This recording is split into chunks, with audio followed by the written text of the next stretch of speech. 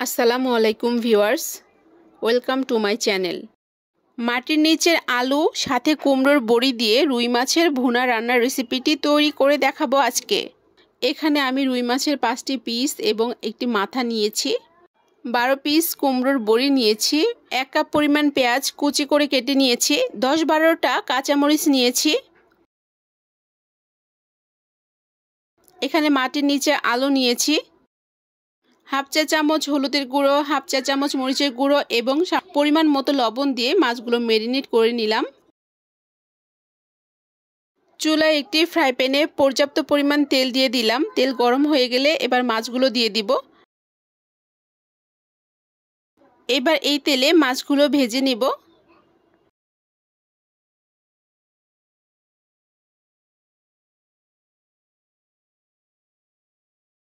মাছের এক পাশ ভাজা হয়ে গেলে মাছগুলো উল্টিয়ে দিব।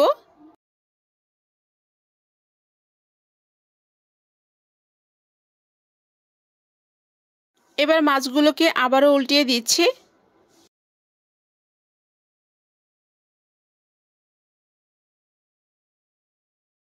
মাছগুলো ভাজা হয়ে গেছে, এবার মাছগুলো নামিয়ে ফেলবো।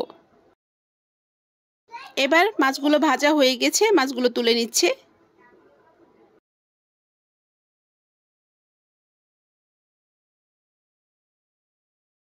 এই তেলেই আমি কুমড়োর বড়িগুলো ভেজে নেব। কুমড়োর বড়ি ভাজতে কিন্তু অনেক তেল লাগে। আমি আবারও একটু তেল দিয়ে দিচ্ছি। ভালো মতো নেড়ে চেড়ে কুমড়োর বড়িগুলো ভেজে নিচ্ছি। ভাজা হয়ে গেলে একটি প্লেটে তুলে নিব। এবার আমি ফ্রাই প্যানে 1/3 কাপ পরিমাণ তেল দিয়ে দিয়েছি। 1 কাপ পরিমাণ পেঁয়াজ কুচি সেই তেলে ভেজে নিচ্ছি, সাথে কাঁচামরিচও দিয়ে দিয়েছি। এবার আমি 1 চা চামচ লবণ দিয়ে ভালো মতো এখন সব কিছু একসাথে ভেজে নিচ্ছি। পেঁয়াজের কালারটা চেঞ্জ হয়ে আসলে এখানে আমি 1 চা চামচ হলুদের গুঁড়ো এবং হাফ চা চামচ মরিচের গুঁড়ো দিয়ে দিব। এবার সব কিছু ভালো মতো মিক্স করে নিব। 3 টেবিল চামচ পানি দিয়ে দিলাম। এবার দিয়ে দিব 1.5 টেবিল চামচ পরিমাণ আদা রসুনের পেস্ট। সব কিছু ভালো মতো একসাথে নেড়ে নিচ্ছি। মশলাটা ভালো মতো কষিয়ে নিতে হবে। আবারও 3 টেবিল চামচ পরিমাণ পানি দিয়ে দিলাম। এখন ভালো মতো সব কিছু নেড়ে চেড়ে মিশিয়ে নিচ্ছি। এবার দিয়ে দিব 1 টেবিল চামচ পরিমাণ মতো ধনিয়া ও জিরার গুঁড়ো। মশলাটি এবার ভালো মতো কষিয়ে নিচ্ছি। এবার দিয়ে দিব মাটির নিচে সেই আলু। এই আলুগুলো খেতে কিন্তু খুবই টেস্টি হয়। এখন ভালো মতো একটু নেড়ে চেড়ে নিচ্ছি। এবার দিয়ে দিব ভেজে রাখা সেই কুমড়োর বড়ি। কুমড়োর বড়ি দিয়ে এবার সব কিছু একসাথে মিক্স করে নেড়ে চেড়ে মিশিয়ে নিচ্ছি। ভালো মতো কষিয়ে নেওয়ার জন্য সামান্য পরিমাণ পানি দিয়ে দিলাম। এবার ভালো মতো নেড়ে চেড়ে সব মিশিয়ে নিচ্ছি। তো এই তো আমার কষিয়ে নেওয়া হয়ে গিয়েছে প্রায়। এবার আমি পর্যাপ্ত পরিমাণ পানি দিয়ে দিব।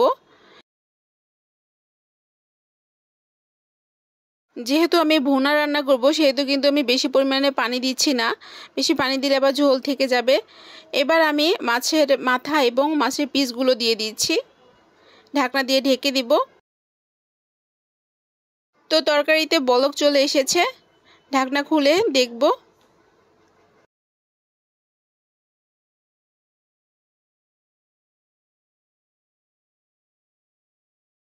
আবারও ঢাকনা দিয়ে ঢেকে দিব আলু এবং বড়িগুলো যাতে ভালো মতো বয়েল হয়ে আসে। আবারও একটু নিচে নেড়ে দিচ্ছি যাতে নিচে লেগে না যায়।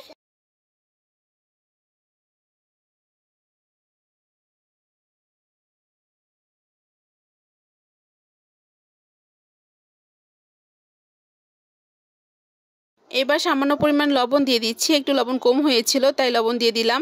এখন কয়েকটা কাঁচামরিচ দিয়ে দিচ্ছি। এবার দিয়ে দিব ভাজা জিরে গুঁড়ো। যেহেতু আমার রান্নাটা হয়ে গিয়েছে এবার ঢাকনা দিয়ে ঢেকে কিছুটা দমে রেখে দিব। কিছুক্ষণ দমে রেখে দিব।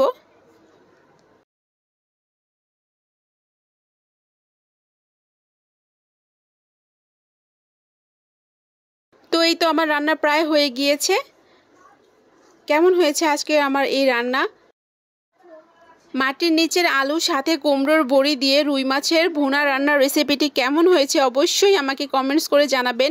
আমার আজকে এই ভুনা রান্নার রেসিপিটি যদি ভালো লাগে অবশ্যই ভিডিওতে লাইক দিবেন, ভিডিওটি শেয়ার করবেন, আমার চ্যানেলটিকে সাবস্ক্রাইব করে পাশেই থাকবেন।